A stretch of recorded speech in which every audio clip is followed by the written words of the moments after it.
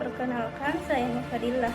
Pada video kali ini saya akan menjelaskan hasil observasi pengenalan lapangan persekolahan yang saya lakukan di SMP Negeri 35 Makassar. Adapun nama guru mitra saya saat observasi yaitu Armelia Arsyad.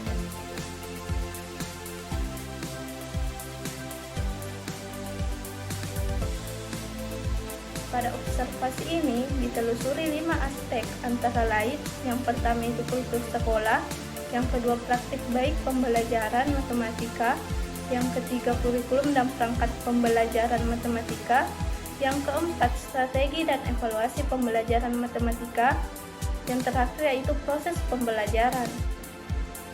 Nah, dalam kultur sekolah ditelusuri beberapa indikator. Yang pertama 5S, senyum, sapa, salam, dan sopan santun. Yang kedua kegiatan upacara bendera, penggunaan seragam sekolah dan sepatu. Selanjutnya anjuran menjaga kebersihan. Selanjutnya anjuran menjaga ketenangan kelas. Anjuran menjaga kedisiplinan waktu. Selanjutnya pengkondisian awal siswa dalam belajar. Selanjutnya praktik baik atau kebiasaan positif di sekolah. Selanjutnya itu kegiatan ekstrakurikuler, menjaga protokol kesehatan COVID-19. Di beberapa indikator yang telah diamati, pada saat observasi diketahui bahwa kultur sekolah sebagian besar telah diterapkan dengan baik, meskipun masih ada yang kurang dalam pelaksanaannya, seperti dalam kebersihan, kedisiplinan, dan ketenangan di dalam kelas. Nah, dalam hal ini, kedisiplinan terlihat bahwa masih ada beberapa siswa yang tidak patuh peraturan di sekolah, seperti alokasi waktu. Nah, pada alokasi waktu istirahat sekolah di mana siswa masih berkeliaran di kantin atau kelas lain, walaupun bel sekolah sudah dibunyikan. Nah, dalam hal ini, jika dibiasakan akan mengganggu ketertiban dan kedisiplinan di dalam sekolah. Selanjutnya berdasarkan hasil saya lakukan dengan guru mitra saya yaitu Bu Armelia Arsyad, diperoleh bahwa kultur sekolah yaitu 5S, senyum, sapa, salam, sopan, dan santun sudah diterapkan cukup baik, dan di beberapa titik di sekolah terdapat papan 5S tersebut untuk mengingatkan kepada siswa dalam pelaksanaannya. Yang selanjutnya pelaksanaan kegiatan upacara dilakukan setiap hari Senin dan dilakukan olahraga di setiap hari Jumat yang berjalan dengan baik. Selanjutnya peraturan sekolah sudah sangat jelas tentang penggunaan seragam sekolah dan penggunaan sepatu, walaupun masih ada beberapa siswa yang tidak mematuhi hal tersebut. Nah, karena COVID-19 yang sudah menurun, beberapa siswa dan guru sudah jarang menggunakan masker. Selanjutnya yang akan dibahas yaitu praktik baik dalam pembelajaran matematika. Nah, indikatornya itu sikap guru terhadap siswa dalam pembelajaran matematika, sikap siswa terhadap guru dalam pembelajaran, kreativitas dan inovasi yang diciptakan guru dalam pembelajaran matematika, serta kebebasan dalam proses pembelajaran, yaitu belajar sesuai dengan cara siswa masing-masing. Nah, dari keempat indikator yang telah diamati tersebut, pada saat observasi diketahui bahwa praktik baik yang diterapkan sudah lumayan bagus atau cukup bagus, meskipun ada beberapa kekurangan. Dalam hal ini, pembelajaran berpusat pada siswa, sehingga siswa aktif dalam berdiskusi, bertanya, dan menanggapi pertanyaan dari siswa lain. Nah, dalam proses pembelajaran, guru menghimbau siswa untuk aktif dalam kegiatan belajar dan pembelajaran. Nah, baik berupa diskusi bersama ataupun bertanya dan berani menanggapi atau mengungkapkan pendapatnya, baik itu di depan kelas atau dalam kelompok saja. Kemudian kebebasan di dalam kelas membuat pembelajaran matematika tidak menegangkan. Siswa menjadi lebih merasa bebas dan tidak suntuk saat pembelajaran. Nah, berdasarkan hasil wawancara yang dilakukan dengan guru mitra, diperoleh bahwa saat mendapati siswa yang belum mengerti atau paham mengenai materi dalam pembelajaran tersebut, guru menghadapi siswa dan membantu siswa tersebut.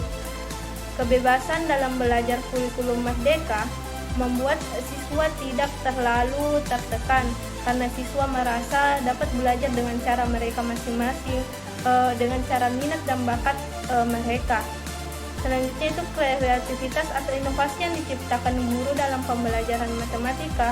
Walaupun masih kurang, tapi guru kadang-kadang mengembangkan pembelajaran matematika tersebut lebih menarik berupa penggunaan model pembelajaran berbasis proyek.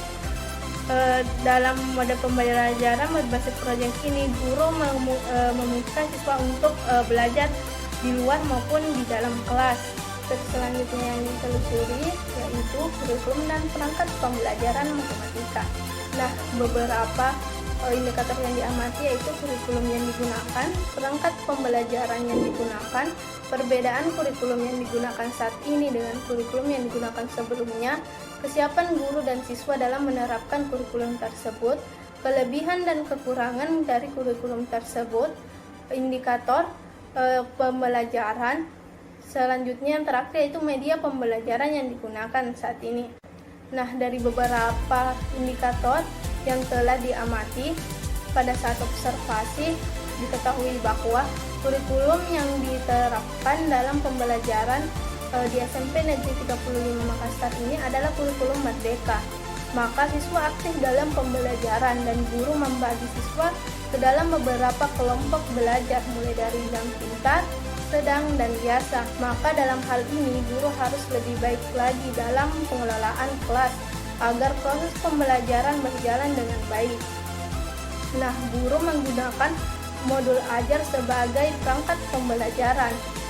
Berdasarkan hasil wawancara yang telah saya lakukan dengan guru mitra, saya memperoleh bahwa perangkat pembelajaran digunakan belum cukup variatif, namun sudah cukup baik dalam memfasilitasi siswa dalam proses pembelajaran.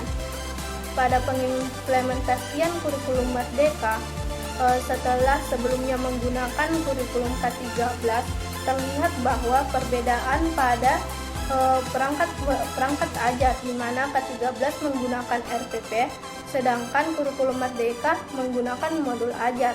Dan pada kurikulum Merdeka adanya tes diagnosis kognitif. Tes ini dilakukan di pembelajaran materi baru untuk mengetahui kemampuan dasar siswa. Nah, perbedaan spesifik kurikulum Merdeka dengan kurikulum K13 terlihat pada tes diagnosis kognitifnya.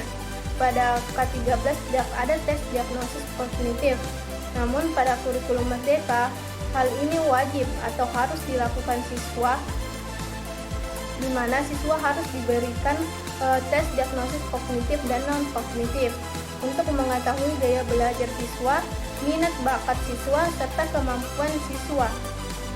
Tes diagnosis kognitif ini terdapat 10 nomor, tidak hanya tes tertulis, tapi bisa dilakukan tes lisan. Nah, dalam 10 nomor tersebut terbagi lagi menjadi 6 nomor materi tingkat sebelumnya, 2 materi sebelumnya, dan 2 nomor yang akan dipelajari. Selanjutnya, media pembelajaran biasanya menggunakan video ajar yang bersumber dari guru maupun dari YouTube. Nah, kendala dalam pengimplementasian kurikulum Merdeka ini yaitu masih dalam tahap beradaptasi. Maka ada beberapa hal yang perlu dipelajari oleh guru dan siswa, di mana siswa beradaptasi yang biasanya siswa menggunakan K13. Nah, kelebihan kurikulum Merdeka di mana guru dapat mengetahui kemampuan siswa, gaya belajar siswa mulai dari visual, auditory, dan kinestetik, serta bisa mengetahui perlakuan apa yang akan diberikan kepada siswa dalam proses pembelajaran. Namun kekurangan kurikulum Merdeka ini terlihat dalam pengelolaan kelas, di mana siswa memiliki gaya belajar dan minat bakat yang berbeda-beda. Selanjutnya aspek yang akan dibahas yaitu strategi dan evaluasi pembelajaran matematika. Nah, beberapa indikator yang diamati yaitu metode dan model pembelajaran yang digunakan. Selanjutnya bentuk asesmen yang digunakan dalam proses pembelajaran. Nah, dari kedua indikator yang telah diamati pada saat observasi diketahui bahwa guru melakukan pembelajaran berbasis proyek dengan mengelompokkan siswa ke dalam beberapa kelompok. Nah, metode yang digunakan yaitu metode diskusi, di mana siswa aktif dalam pembelajaran.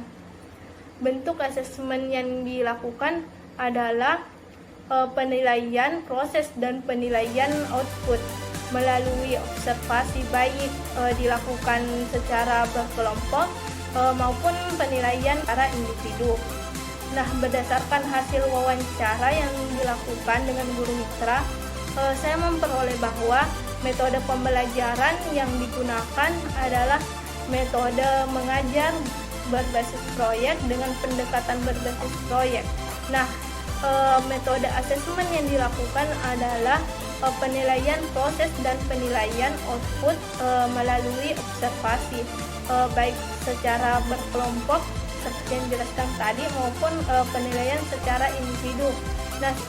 Nah, berdasarkan hasil wawancara yang dilakukan dengan guru mitra, saya memperoleh bahwa sistem asesmen atau penilaian yang dilakukan dalam proses pembelajaran yaitu berupa penilaian sehari-hari secara individu ataupun berkelompok, nilai UTS maupun dan nilai UAS. Terdapat distribusi tingkat kesukaran soal pada aspek karakteristik siswa dalam pembelajaran UTS maupun UAS.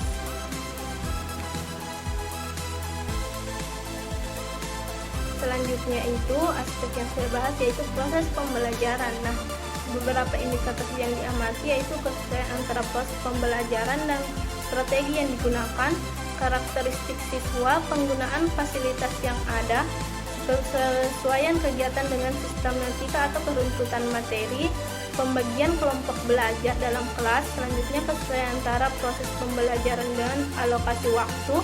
Yang terakhir yaitu mengenai tata cara peletakan bangku di kelas. Nah, di beberapa indikator yang telah saya amati pada saat observasi dapat diketahui bahwa dalam proses pembelajaran masih ada beberapa yang kurang, namun pembelajaran dengan menggunakan metode diskusi ini dapat membuat siswa harus lebih percaya diri lagi untuk mempresentasikan hasil diskusinya di depan kelas. Tidak hanya sekedar mempresentasikan, namun siswa lain juga harus memperhatikan diskusi tersebut atau diskusi yang sedang berlangsung agar dapat memberi tanggapan. Nah, dalam presentasi tidak hanya dua atau sebagian siswa saja yang memperhatikan presentasi tersebut. Nah, selanjutnya itu berdasarkan hasil wawancara yang saya lakukan dengan guru mitra, saya memperoleh bahwa kesesuaian antara proses pembelajaran dan strategi yang digunakan sudah cukup baik. Selanjutnya proses belajar mengajar sudah sesuai antara kegiatan pembelajaran dengan sistematika atau keruntutan materi. Nah, dilakukan tes prasyarat sebagai sarana dalam mengetahui karakteristik siswa dalam pembelajaran. Selanjutnya penggunaan fasilitas yang ada sudah lumayan baik dan cukup untuk memfasilitasi siswa dan guru dalam proses belajar mengajar. Nah, dalam pembagian kelompok belajar dalam kelas dilakukan sesuai dengan kemauan siswa, tidak ada campur tangan oleh guru di dalamnya. Nah, terakhir itu tata cara peletakan bangku di kelas sesuai dengan keinginan siswa juga.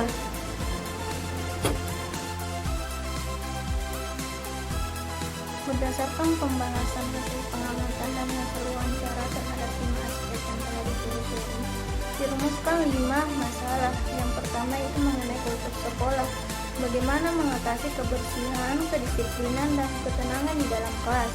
Yang kedua itu praktik baik dalam pembelajaran matematika, bagaimana meningkatkan minat belajar matematika siswa baik di kelas maupun di rumah.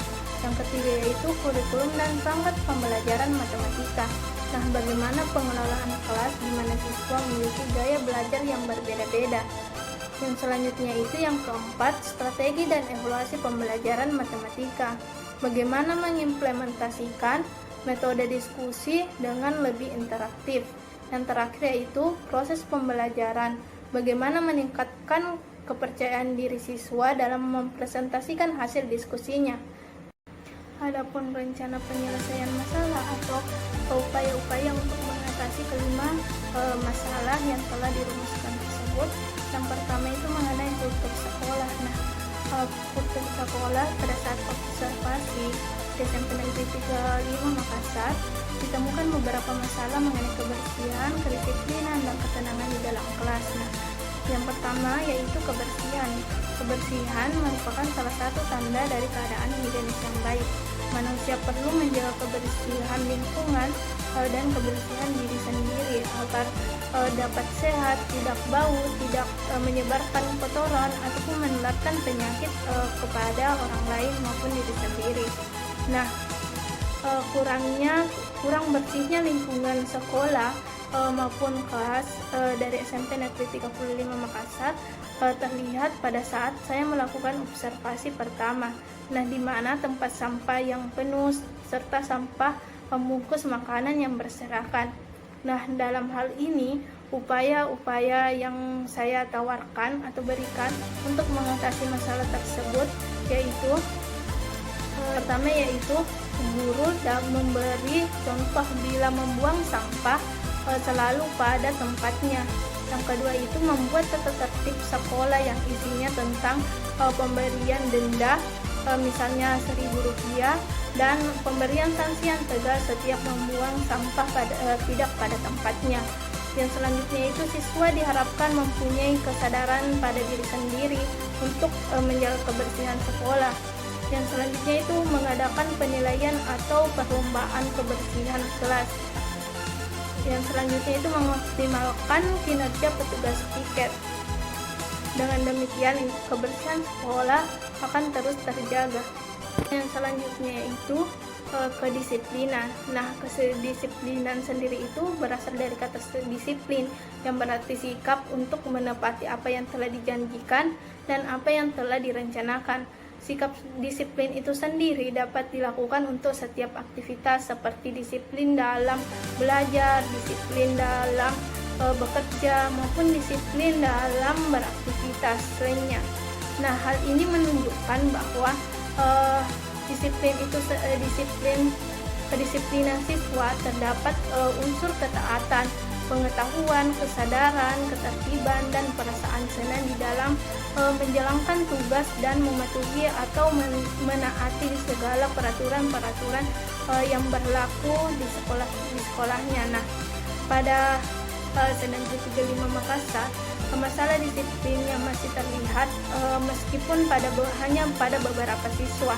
Ada beberapa siswa yang tidak mengerjakan tugas yang diberikan oleh guru dan ada pula yang masih makan ataupun minum di dalam kelas saat waktu istirahat sudah habis. Oleh karena itu, untuk mengatasi masalah tersebut, upaya-upaya yang perlu dilakukan adalah yang pertama itu yang saya tawarkan itu memberikan sanksi dengan tepat dan konsisten. Nah, yang selanjutnya guru bekerja sama dengan orang tua siswa. Orang tua siswa dalam hal ini berperan dalam mengingatkan tugas rumah yang harus dikerjakan, bahkan membimbingnya. Dan selanjutnya itu membuat aturan larangan membawa serta memakan makanan atau minuman di dalam kelas saat jam pembelajaran dimulai. Selanjutnya itu mengenai ketenangan di dalam kelas. Nah, ketenangan di dalam kelas ini juga menjadi salah satu masalah dalam proses belajar mengenai ilmu Makassar. Meskipun penyebabnya itu mengenai faktor pengimplementasian kurikulum Merdeka di mana siswa bebas dalam mencari materi, bebas berdiskusi dengan teman kelasnya, dan lain sebagainya. Namun dalam hal ini ada beberapa siswa yang berdiskusi di luar konteks pembelajaran sehingga membuat kelas kurang kondusif. Oleh karena itu, untuk mengatasi masalah tersebut dilakukan beberapa upaya-upaya yang sebagai berikut. Yang pertama itu guru dapat membuat kesepakatan dalam pembelajaran dengan siswa sebelum memulai proses belajar mengajar. Yang kedua itu siswa mengumpulkan HP sebelum pembelajaran dimulai jika tidak dibutuhkan dalam pembelajaran. Namun, jika dibutuhkan dalam pembelajaran, maka harus dioptimalkan agar siswa tidak memiliki kesempatan untuk membuka fitur lain di dalam HP. Nah, yang selanjutnya, guru dapat memberi sanksi sesuai dengan kesepakatan yang sebelumnya telah dibuat. Selanjutnya itu mengenai praktik baik dalam pembelajaran matematika. Nah, bagaimana meningkatkan minat belajar matematika siswa baik di rumah maupun di kelas. Nah, dari wawancara yang saya lakukan pada siswa 35 Makassar, banyak dari mereka yang tidak mengulangi pembelajarannya di rumah, bahkan ada yang tidak menyukai matematika. Nah, dalam hal ini upaya-upaya yang perlu dilakukan yaitu yang pertama, guru dapat menggunakan media pembelajaran seperti penggunaan PPT atau perangkat pembelajaran lainnya agar pembelajaran dapat menarik perhatian siswa. Dan selanjutnya itu guru dapat mengaplikasikan model, metode, teknik, pendekatan pengajaran. Seperti guru bisa menggunakan model, metode, atau teknik pendekatan pembelajaran yang memiliki bentuk games atau permainan agar pembelajaran bisa lebih menyenangkan dan siswa tidak menganggap bahwa matematika itu adalah pembelajaran yang sulit. Dan selanjutnya itu memberi waktu istirahat pada siswa, melakukan peregangan atau refreshing 4-5 menit setiap satu pokok bahasan telah selesai diajarkan. Dan selanjutnya itu guru dapat melakukan tanya jawab di akhir pembelajaran untuk meningkatkan pemahaman siswa terhadap materi yang telah diajarkan. Apabila pada saat melakukan tanya jawab ada siswa yang masih kurang pada pokok materi tertentu, guru dapat memberi tugas terkait pokok materi tersebut agar siswa dapat mengulangi pembelajarannya di rumah. Nah, selanjutnya guru dapat memberikan bimbingan pada siswa. Siswa ada yang diberikan secara klasikal dan ada yang diberikan secara individual. Misalnya dalam klasikal biasanya dilakukan jika guru sudah menjelaskan suatu materi pembelajaran namun masih banyak siswa yang belum mengerti. Nah, jika dalam penjelasan guru tersebut hanya 1 atau 2 siswa yang tidak mengerti, maka dijelaskan secara individual saja. Dan selanjutnya itu memotivasi siswa agar melihat pembelajaran matematika itu adalah sebuah tantangan bukan rintangan. Dan selanjutnya itu siswa dapat membentuk kelompok belajar baik di rumah agar bisa saling bertukar pikiran mengenai materi yang belum dipahami. Selanjutnya itu mengenai kurikulum dan perangkat pembelajaran matematika. Bagaimana pengelolaan kelas di mana siswa memiliki gaya belajar yang berbeda-beda. Nah, dalam konsep kurikulum Merdeka Belajar di mana terbentuknya kemerdekaan dalam berpikir, kemerdekaan berpikir tersebut ditentukan oleh guru. Artinya guru menjadi atau memiliki peran utama dalam menunjang keberhasilan dalam pendidikan. Dalam hal ini peserta didik diberikan kebebasan dalam berpikir. Nah, untuk memaksimalkan pengetahuan yang harus ditempuh. Dalam konsep kurikulum tersebut akan memberikan peluang kepada peserta didik atau siswa untuk menggali ilmu sebanyak-banyaknya.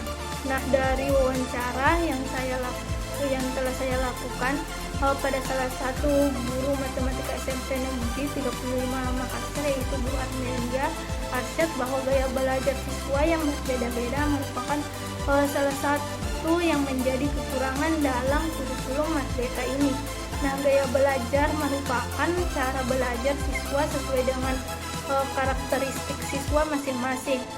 Gaya belajar sangat berguna bagi guru untuk proses pembelajaran di kelas, yaitu untuk mengenal atau mengetahui karakter gaya belajar siswa dan dapat digunakan sebagai pemilihan media yang tepat untuk siswa dalam proses pembelajaran. Dalam hal ini, untuk mengatasi masalah tersebut, upaya-upaya yang perlu dilakukan atau yang dapat dilakukan yaitu yang pertama, mengetahui gaya belajar siswa. Nah, dalam kurikulum Merdeka itu terdapat tes diagnosis kognitif. Nah, untuk mengetahui gaya belajar siswa. Dan selanjutnya itu guru dapat mengelompokkan siswa berdasarkan gaya belajarnya. Dan selanjutnya guru dapat mengarahkan siswa untuk memilih sumber belajar sesuai dengan gaya belajar siswa masing-masing. Jika misalnya menggunakan metode diskusi. Nah, maka dalam proses pembelajaran siswa dapat mengkomunikasikan kembali materi atau pengetahuan yang didapatkan dari sumber belajar kepada kelompok masing-masing sesuai dengan gaya belajar mereka, seperti dari konsep kurikulum Merdeka. Nah, yang selanjutnya itu penggunaan media belajar. Nah, penggunaan media belajar di sini bisa difasilitasi oleh guru, sekolah, ataupun siswa yang dapat menggunakan internet dari perangkat mereka masing-masing. Media tersebut seperti YouTube, Google, ruang guru, dan sumber belajar lainnya. Yang selanjutnya yaitu kebebasan dalam belajar biasanya akan membuat siswa menjadi kurang kondusif atau ribut dalam proses pembelajaran. Maka sebelum pembelajaran, guru dapat membuat kesepakatan di awal pembelajaran agar siswa segan untuk melanggar kesepakatan yang telah disepakati sebelumnya. Selanjutnya itu mengenai strategi dan evaluasi dalam pembelajaran matematika. Nah, mengenai terkait dengan strategi, bagaimana mengimplementasikan metode diskusi agar pembelajaran lebih interaktif. Nah, metode diskusi merupakan metode untuk mengarahkan pembelajaran untuk berpusat pada siswa. Pencapaian kompetensi pada pembelajaran teori sering menggunakan metode diskusi supaya peserta didik aktif dan memperoleh pengetahuan berdasarkan hasil temuannya sendiri. Nah, pada observasi yang telah saya lakukan terhadap siswa kelas 81 dan 84 SMP Negeri 35 Makassar, pada penerapan metode diskusi masih kurang interaktif. Nah, pada sebagian besar siswa hanya mendengarkan presentasi dari siswa lainnya tanpa memberikan tanggapan ataupun memberikan pertanyaan pada diskusi tersebut. Nah, bahkan ada siswa yang kurang memperhatikan presentasi yang sedang berlangsung.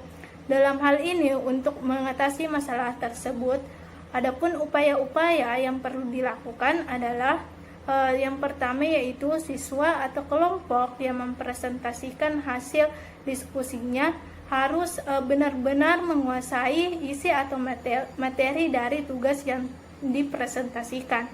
Yang selanjutnya itu siswa atau kelompok sebelumnya menyiapkan pertanyaan terkait materi yang akan dipresentasikan agar diskusi bisa berjalan dengan lebih interaktif lagi. Yang selanjutnya itu dalam satu kelompok dapat menentukan moderator yang benar-benar bisa mengatur jalannya diskusi, atau guru bisa menjadi moderator dalam diskusi tersebut. Yang selanjutnya itu tidak mendiskriminasi siswa yang melakukan kesalahan.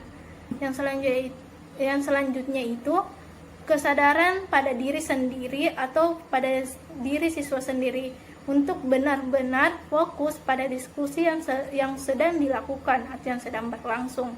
Dan selanjutnya itu guru mereview jalannya diskusi dan meminta pendapat dari seluruh siswa untuk perbaikan selanjutnya itu mengenai proses pembelajaran. Nah, bagaimana meningkatkan kepercayaan diri siswa dalam mempresentasikan hasil diskusinya pada observasi yang telah saya lakukan terhadap siswa SMP Negeri 35 Makassar, yaitu pada saat presentasi kelompok sebagian siswa masih kurang percaya diri dalam menjelaskan hasil kerja kelompoknya. Nah, dalam hal ini untuk mengatasi masalah tersebut, upaya-upaya yang dapat dilakukan atau perlu dilakukan yaitu yang pertama, guru dapat memberikan motivasi kepada siswa dengan memberi kata-kata yang positif seperti sebagai contoh, kegagalan hanya milik mereka yang kurang percaya diri.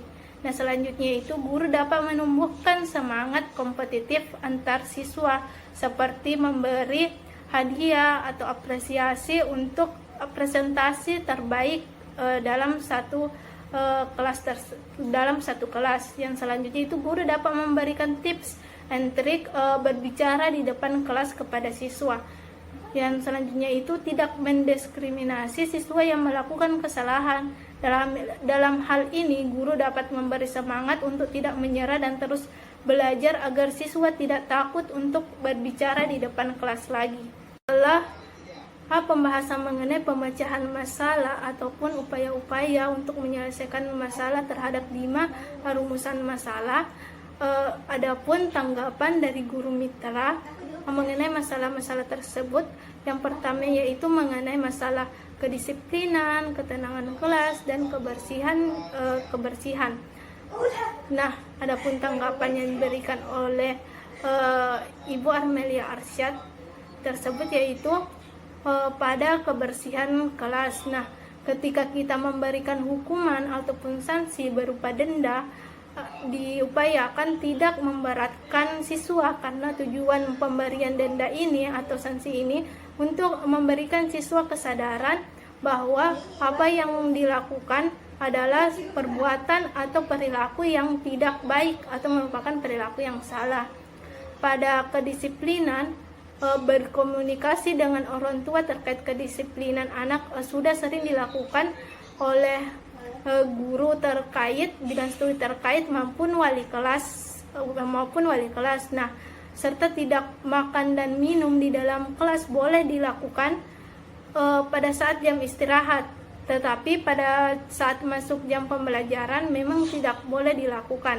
Nah, selanjutnya pada ketenangan di dalam kelas, solusi yang diberikan sudah cukup baik. Pada penggunaan HP memang susah dihandle oleh guru, namun jika memang ingin menerapkan atau menggunakan HP dalam pembelajaran, lebih baik dioptimalkan agar siswa tidak memiliki kesempatan untuk membuka fitur-fitur lain di dalam HP. Selanjutnya yaitu mengenai meningkatkan minat belajar matematika siswa baik di kelas maupun di rumah terhadap pemecahan masalah atau solusi dari masalah tersebut. Tanggapan yang diberikan oleh guru mitra yaitu Bu Armelia Arsyad yaitu semua solusi yang diberikan sudah bagus. Dalam hal ini memberikan bimbingan pada siswa yang diberikan secara klasikal maupun individual. Secara klasikal biasanya dilakukan jika guru sudah menjelaskan suatu materi pembelajaran, namun banyak siswa yang belum mengerti atau paham terhadap materi tersebut.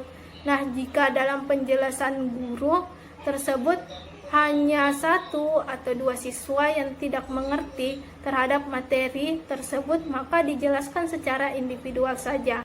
Nah, yang selanjutnya terkait pengelolaan kelas di mana siswa memiliki gaya belajar yang berbeda-beda. Nah, terhadap pemecahan masalah atau solusi dari permasalahan tersebut, tanggapan yang diberikan yaitu semua solusi yang diberikan sudah bagus, namun pada gaya belajar siswa terdiri dari visual, audio, dan kinestetik.